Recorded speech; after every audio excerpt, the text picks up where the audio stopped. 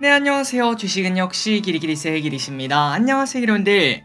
증시가 너무나 뜨거운 모습을 나타냈습니다. 2월 1일부터 2월 2일까지 일단 이틀밖에 지나지 않았지만 2월은 다르다라는 얘기를 해볼 수 있을 듯한데 과연 앞으로 흐름은 어떨지 여러가지 소식을 보면서 또 예상해보도록 하겠습니다. 같이 공부하시죠. 렛츠 기릿! 첫 번째입니다. 어제 미국 증시는 상승 마감. 파월의 발언 이후 급락했던 미국 증시. 그런데 어제는 오히려 근데 잘 생각해보면은 어차피 금리 내리긴 내리는 거 아니야? 그러면 당연히 우리 시간이니까 한잔해. 이렇게 말하며 증시가 상승 마감했다고 합니다. 또한 지금 현재 미국 선물이 매우 급등하고 있는데요. 장 마감 이후 애플, 아마존, 메타의 실적 발표가 있었는데 모두 서프라이즈를 내주는 모습. 특히 메타가 무려 14%나 급등하는 모습을 보여주고 있고 아마존도 6%나 상승하며 미국 선물 상승을 현재 이끌고 있다고 합니다. 그래서 이러한 흐름 플러스 저PBR 기대감 등에 힘입어 오늘 우리나라도 코스피뿐만 아니라 코스닥도 뜨거운 모습 나타내는데 2월달은 확실하게 다른 모습 제발 좀 나타냈으면 좋겠네요. 다음입니다. 저PBR. 내 주식은 왜 안 올라요? 분명 우리 주식에도 오르지 않은 저PBR 애들이 분명 있을 겁니다. 그래서 내 계좌 종목을 보면서 야, 얘는 왜 안 오르냐? 얘는 저평가 아닌가? 라는 생각을 하실 것 같은데 그래서 한번 데이터를 확인해보니까 저 PBR인데도 불구하고 빚이 많은 기업 등은 주가가 오르지 못하는 경향을 보였다고 합니다. 그러니까 지금의 핵심은 저평가 추지 단순히 PBR이 낮다고 오르는 장이 아니라는 거겠죠. 대표적으로 대한해운, HMM, 대우건설, LG리플 등 요런 친구들이 오히려 주가가 빠지는 모습 보여준다고 합니다. 그래서 이런 걸 보면 우리가 매일매일 공부하고 있습니다. 무조건 저 PBR이라고 사는 것보다는 어제 봤던 대로 배당을 주는가 이거 매우 중요하고요. 그리고 최근 들어 기관이랑 외국인이 사고 있는가 그리고 이렇게 저 PBR 관련주가 좀 강하게 반등하는 이유는 정부가 뭔가를 한다고 하면은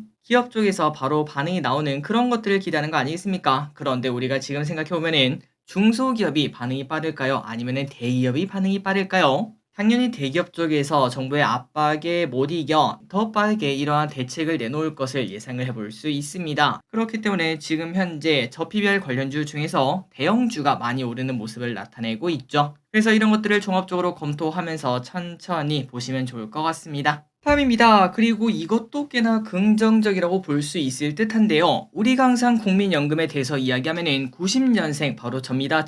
저부터는 연금을 받을 수 없다는 이야기를 하기 마련인데 그만큼 이대로 가면은 답이 없다라고 볼 수 있겠죠. 그런데 만약에 이번에 물론 지금 이제 회의적인 분들도 많으실 거라고 생각하지만 혹시나 일본처럼 1년 내내 막 주가가 올라가는 이번 기회에 만약 저평가 이슈가 어느 정도만 해소가 된다고 하더라도 국민연금 문제도 당연히 해결이 된다고 합니다. 아시다시피 국민연금은 우리나라 주식을 많이 들고 있습니다. 그런데 그 중에 만년 저평가 친구들이 조금 저평가 이 정도로만 바뀐다고 하더라도 충분히 우리가 받을 연금이 늘어나기 때문에 지금 현재 나오는 걱정이 조금은 덜어진다라고 말할 수 있겠죠. 실제로 우리나라 PBR은 0.9배 수준인데 일본이 1.4배, 아시아 신흥국이 1.6배다 보니까 여기서 조금만 더 올라줘도 우리도 그 다음에 국민연금도 행복한 시간을 보낼 수 있다고 하니까 이 부분도 한번 보도록 하겠습니다. 다 잘 됐으면 좋겠네요. 다음입니다. 골드만삭스 올해 코스피 2850 간다. 골드만삭스에서 코스피 낙관론을 꺼냈습니다. 24년 코스피는 약세장에서 시작했지만 2850까지 갈 수 있다는 건데요. 그 근거는 일단 미국 금리 인하가 시작되면 한국은 수혜를 받을 수밖에 없으며 반도체 기업들의 실적 반등이 25년까지 내년까지 이어지다 보니까 주가가 올라갈 수밖에 없다고 합니다. 또한 이제 이것도 꺼냈습니다. 지금 뜨고 있는 정부의 기업 밸류 프로그램에 대해서 코리아 디스카운트 해소 가능성까지 꺼냈다고 하는데 실제로 어떻게 될지 한번 보도록 하고 그리고 왼쪽에 코스피 차트 한번 쓱 보도록 할까요? 자, 변동성이 정말 큰 모습을 나타냅니다. 그 전에 아마 머릿속에 있으실 텐데 10월까지는 증시가 매우 안 좋았었죠. 그때도 이제 사람들이 막 코스피 떠나야 된다. 한국장 탈출은 지능순이다. 이렇게 말씀하신 적 있었지만 하지만 두 달 동안 엄청나게 주가가 올라가면서 전 세계 1등으로 주가가 올라간 적이 있었습니다. 그런데 이렇게 많이 올랐던 휴지인지 모르겠지만 1월달은 그 반대로 매우 많이 빠지는 모습을 나타냈죠. 그런데 중요한 건 이겁니다. 이제 2월달이 돼서 2월 1일, 그 다음에 2월 2일 단 이틀 만에 대부분을 회복하는 모습을 보여주고 있기 때문에 우리가 증시를 예측하기는 당연히 어렵다는 거 한 번 더 생각해 보시면 좋을 것 같습니다. 물론 이제 증시를 맞추면 매우 좋겠지만 그거 자체가 매우 어렵고 단 이틀 만에 한 달 빠진 거를 회복시키는 이런 모습을 보고 있으면은 타이밍을 맞추는 거는 좀 말이 안 된다. 결국은 내가 좋은 주식을 들고 있으면서 언제 오를진 모르겠지만 그 시간과의 싸움을 조금 하는 게 결국 투자의 정답 아니겠는가? 조금은 기다리는 게 필요하지 않겠나라는 생각을 한 번 더 해봅니다. 다음입니다. 6G 무조건 오는 미래. 정부에서 차세대 혁명 기술로 6G 그리고 로봇을 지목했다는 소식입니다. 사실 로봇은 작년에 많이 해먹었으니까 새로 우리에게 다가올 것은 6G라고 볼 수 있죠. 아시다시피 6G는 무조건 오는 미래입니다. 혹자는 5G도 제대로 안 되는데 뭘 이렇게 말씀하시지만 자율주행, 미래항공 모빌리티 등에는 6G가 필수이기 때문에 갈 수밖에 없다는 거겠죠. 그래서 정부는 26년까지 지금 5G보다 50배 빠른 기술을 확보하기로 했다고 하며 마침 어제 또 제사 2통사로 스테이지 X가 선정이 되었습니다. 낙찰가는 무려 4,300억으로 6년 전 통신사의 낙찰가의 2배에 달한다고 하니까 이러한 이벤트도 6G에 영향을 줄지 마침 또 어제 오늘 6G가 조금씩 올라가는 모습을 나타내고 있는데 지난번에 이재용 회장의 그 방문 이후 그때부터 겉토양이 조금은 실종된 상황이죠. 앞으로는 어떻게 될지 조금 더 봐야 될 것 같습니다. 다음입니다. 어제 우리가 봤던 소식이었습니다. 생각보다 반발이 컸던 걸까요? 카톡 기본 이모지를 없앤다는 이야기를 어제 봤었는데 다시 롤백을 한다고 하네요. 그래서 기존에 쓰던 모든 기본 이모티콘이 부활된다고 하니까 참고하시기 바랍니다. 다음 소식입니다. 의대 정원 1000명 늘린다. 사실 이쪽에 관심이 크지 않아서 무슨 일인지 잘 몰랐지만 사실상 결정이 된 것으로 보여서 한번 알려드리고 넘어가도록 하겠습니다. 정부가 의대 정원을 확대한다고 합니다. 그 근거는 2035년쯤에는 의사가 1.5만 명 정도 부족할 것으로 본다고 하는데 그러다 보니까 한 해당 1000명씩 늘리면 대략 1만 명 좀 넘지 않겠습니까? 그래서 이렇게 의사를 늘리는 것으로 현재 정해지고 있다고 하네요. 다만 의사 입장에서는 매우 반대하는 입장이라고 합니다. 그럼에도 불구하고 정부를 이기지는 못할 것 같은데 기레분들의 생각은 어떨지 궁금합니다. 아마도 적지 않은 기레분들은 어차피 의사가 많아지면 내가 아플 때 찾을 의사가 많다는 거 아니야? 그 정도면은 나한테는 나쁘지 않을 것 같은데 라는 얘기를 하실 듯 하네요. 다음입니다. 에코프로 BM 더 이상 안 좋아질 게 없다. 자, 오랜만에 보는 긍정적인 리포트를 한번 보도록 하겠습니다. 한국투자증권은 에코프로빔에 대해서 더 이상 나빠질 곳이 없다며 목표 주가 32만원 투자 의견 매수를 제시했다고 합니다. 일단 지금 실적이 안 좋은 건 맞다고 합니다. 수출입 데이터에 따르면 오창 그리고 포항 지역의 양극재 수출량은 전 분기 대비 49%, 37%나 감소하는 모습이 나타나고 있다고 하는데요. 하지만 이 감소세는 상반기에 마무리가 되고 이제부터 주가 하락은 제한적으로 분석이 된다고 합니다. 또한 25년부터는 전체 시장 성장률보다 높은 성장을 보여줄 것으로 보인다고 하는데 개인적인 생각은 계속 똑같습니다. 날이 따뜻해지는 그때쯤 우리는 2차전지 그때부터 좀 볼 필요가 있지 않겠나. 그런데 떨어지는 칼이다 보니까 당장 잡을 수는 없습니다. 겉터양이 터지면 그때 또 공부해보도록 하겠습니다. 다음입니다. 현대 기아 잘 팔린 차는 지난 1월 현대 기아차가 미국에서 약간은 부진한 실적을 올렸다고 합니다. 아무래도 고금리 등 불황의 여파가 좀 큰 것으로 다가온다고 하는데요. 그럼에도 친환경차와 SUV 판매량은 역대 최고를 찍으면서 인기 있는 차는 여전히 잘 팔리는 모습이라고 합니다. 그래서 뭐가 잘 팔렸나? 현대차의 전기차 판매는 전년비 42%가 늘었고 전기차와 그리고 플러그인 하이브리드 모델 합계 실적은 77%나 늘었다고 합니다. 또한 기아도 SUV 판매가 강세를 보이며 1월 전체 판매량 중 SUV가 무려 74%나 차지했다고 하네요. 어쨌든 부진한 실적이라고도 볼 수 있는데 이런 얘기가 나오든 말든 저 PBR 관련주의 대표주자로 현대차는 오늘 또 8%나 급등, 기아는 10%인가요? 그 정도 넘는 상승세를 보여주고 있습니다.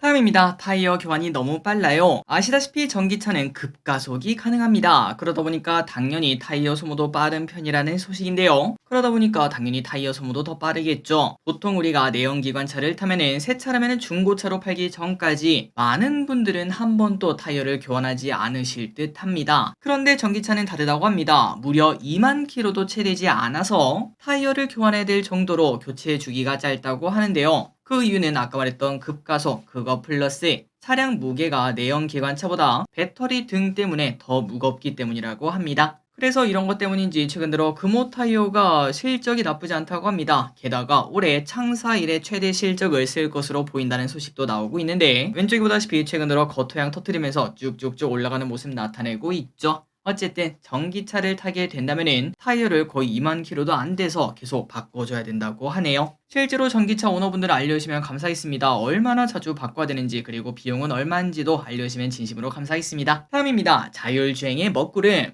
현대차 그룹과 미국의 앱티브가 함께 만든 합작사 모셔널에 대해 앱티브 측에서 투자를 중단한다고 합니다. 모셔널에 더 이상 자본을 투입하지 않기로 했고 보유 지분을 줄이는 방법도 모색하고 있다고 하네요. 그렇다면 앱티브 자기들도 돈 넣었을 텐데 갑자기 왜 이러나 봤더니 기술 개발 측면에서는 꾸준한 진전을 보여주고 있는데 하지만 비용을 고려하면 주문형 모빌리티 시장에서 채택되기 어렵고 투자금 회수까지 도대체 얼마나 기다려야 할지 알 수가 없다고 합니다. 사실 모셔널은 작년 말에 시작하려고 했던 로보택시 운행도 올해로 연기한 상황이라고 하네요. 그리고 얼마 전에 또 이런 소식도 있었죠. 자율주행 시기가 조금씩 미뤄지는 모습입니다. GM은 로보택시 유료 운행을 시작을 했는데 석 달 만에 사고로 영업을 중단했고 포드와 폭스바겐이 투자했던 아르고 AI는 22년에 결국 폐업을 하다 보니까 생각보다 자율주행이 좀 어렵구나.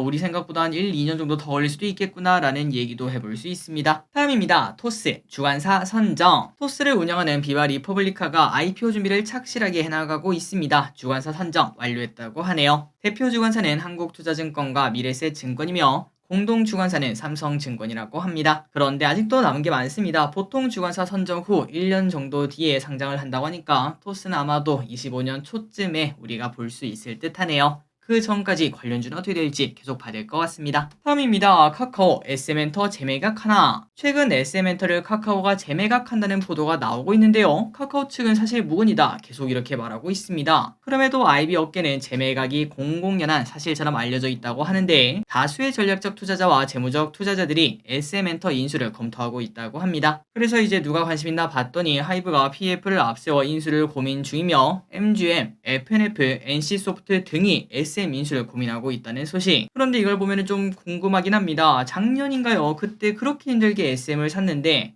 갑자기 또 왜 이렇게 팔려고 하는지 뭔가가 문제인 건지 한번 계속 봐야 될 것 같습니다. 다음입니다. 네이버 역대 최대 실적이요. 네이버가 4분기 실적을 발표했는데 매출 영업이 모두 사상 최대 실적 갈아치웠습니다. 매출액은 전년 동기 대비 11.7%, 그리고 영업이익은 전년 동기 대비 20.5% 상승했으며 서치 플랫폼 매출이 전년 동기 대비 1.3%로 견고한 성장을 보여줬다고 합니다. 특히 커머스 부분에서는 포시마크, 크림, 스마트 스토어 등이 매출 성장을 이끌었다고 하네요. 그래서 네이버는 앞으로 호실적 발표와 함께 AI와 데이터를 기반으로 검색, 커머스 등 핵심 사업의 경쟁력 강화에 집중할 것이라고 밝혔습니다.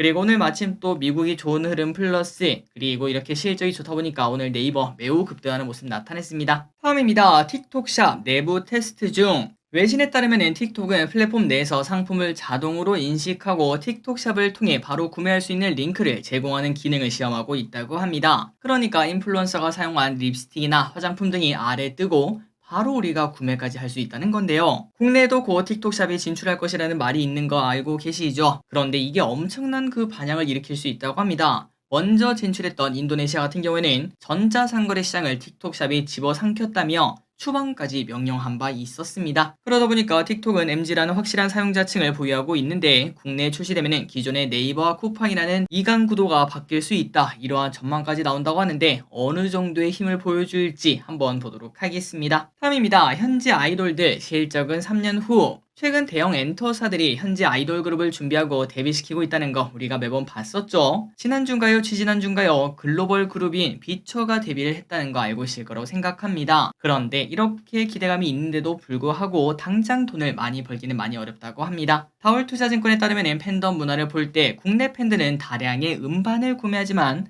다른 나라는 아직까지 그렇지 않다며 일본이나 미국 등 현지를 겨냥한 아이돌들의 음반 판매를 크게 기대할 수 없으며 매출화 속도가 느릴 수밖에 없다고 합니다. 그런데 좀만 기다려라. 3년에서 5년만 지나면 다수의 IP를 확보하며 그때는 엄청난 실적을 또 보여줄 수 있을 것으로 보인다고 하네요. 최근 들어 엔터사 주가 흐름이 좋지 않습니다. 그동안 많이 올랐던 거 많이 뱉어내고 있는데 그런데 우리가 생각을 해도 엔터사가 망할 것 같지는 않죠. 결국은 다시 올라갈 것. 요 친구들은 언제 또 올라갈 수 있을지 계속 체크하도록 하겠습니다. 거타에 나오면 또 바로 알려드리도록 할게요. 다음입니다. 담배 가격 인상되나? 작년 세수가 역대급으로 펑크가 발생했다는 소식 알고 계시죠? 그러다 보니까 또 어딘가에서는 세금을 걷어야 되는데 담배 가격 인상설이 다시 고개를 들고 있다고 합니다. 물론 아직까지 기재부나 복지부는 담배 가격 인상 계획이 없다는 입장이라고 하는데, 하지만 벌써 9년째 가격이 동결이다 보니까 이제는 인상할 때가 되었다라는 얘기가 나오고 있으며, 역사적으로라고 해야 될까요? 이때까지 담배 가격은 통상 10년을 단계로 2배 가까이 뛰면서 그러면 지금이 4,500원인가? 그렇죠. 이제는 9,000원, 만원짜리 담배도 우리가 곧 볼 수 있을 듯 합니다. 다만 총선 전에는 하지 않겠죠. 끝나고 얘기가 나올 것으로 보인다고 하네요. 다음입니다. 화장품 지금이라도 팔아라. LG생건, 아모레퍼시픽, 한때 한국 증시를 주름 잡았던 친구들입니다. 그런데 중국발 실적이 지옥을 향해 가며 주가에서는 과거의 빚을 찾아볼 수 없다고 합니다. 그러다 보니까 증권가들의 뷰가 대부분 사실상 매도를 맺히고 있다고 하며, 결국은 이 친구들이 올라가려면 중국이 턴을 해줘야 실적이 회복될 텐데, 그런데 우리가 솔직히 한번 생각을 해보도록 하겠습니다. A라는 화장품을 쓰다가 이제 B로 바꿨어요. 그 이유가 도대체 뭔지 모르겠지만 B로 바꿨을 때 다시 우리가 A로 돌아갈 확률이 얼마나 있을지에 대해서는 한번 고민해 볼 필요가 있을 듯 합니다. 그러다 보니까 증권가에서는 대형 화장품 노노, 중소형 화장품 예스 전략을 쓰라고 조언하고 있다고 하네요. 다음입니다. 익항올. 최근 공모주가 첫날에 고점을 찍고 슬금슬금 내려온 모습을 보여주자 기대분들은 당연하구만 이렇게 말씀하시겠지만, 우리처럼 이렇게 공모주를 맨날 보시는 분들이 아닌 분들은 야, 이거 더 올라가야 되는 거 아니야? 가져와, 이렇게 하시는 분들이 여전히 많다고 합니다. 하지만 우리는 이미 다 알고 있죠. 당연히 떨어지는 게 정상이고요. 1월에 상장한 우진엔텍, HB인베스트먼트, 현대임스, 포스뱅크 전부 다 상장일 고가 대비 하락하는 모습을 나타내고 있다고 합니다. 자, 앞으로도 마찬가지입니다. 이 강호를 잊지 마시고 1일차, 2일차의 매도 후에는 한두 달은 안 보는 게 맞다는 거. 아니 길이 근데 왼쪽에 봐봐, 우진엔텍. 야, 이때 샀으면 이렇게 올라가면 이게 얼마야? 라고 하시는 분들은 굳이 이거 안 사셔도 될 것 같습니다. 뭘 해도 부자가 되실 거라 라고 저는 생각하기 때문에 그 타이밍을 맞출 수 있다면 저도 좀 알려주시면 감사하겠습니다. 마지막 소식입니다. 애플 AI 팀쿡 연말에 공개할게요. 온디바이스 AI에 희망을 안고 있는 애플의 AI 소식, 거밍치가 내년에서야 아이폰에 AI가 들어간다라고 얘기하며 온디바이스 AI 쪽에서 악재로 작용했다는 거 우리가 봤었죠. 그런데 이번에 팀쿡 CEO가 AI에 대해서 올해 말에 관련 내용을 공개할 것이라고 얘기했다고 합니다. 제품이 출시가 될지는 잘 모르겠지만 얘기가 나온다는 거, 그것만 해도 다행이라고 볼 수 있겠죠. 그래서 개인적으로 온디바이스 AI 관련주, 그 다음에 메타버스 관련주 등은 저 PBR 관련주가 좀 끝나고 난 다음 그때쯤 저점을 다졌다면 그때 다시 공부하면 되지 않겠나라고 지금은 저는 생각하고 있습니다. 오늘의 공부 여기까지 끝났습니다. 이번 주말 와 이렇게 쉬더라 싶을 정도로 푹 쉬시기 바래요. 지금까지 길이셨습니다. 빠이요.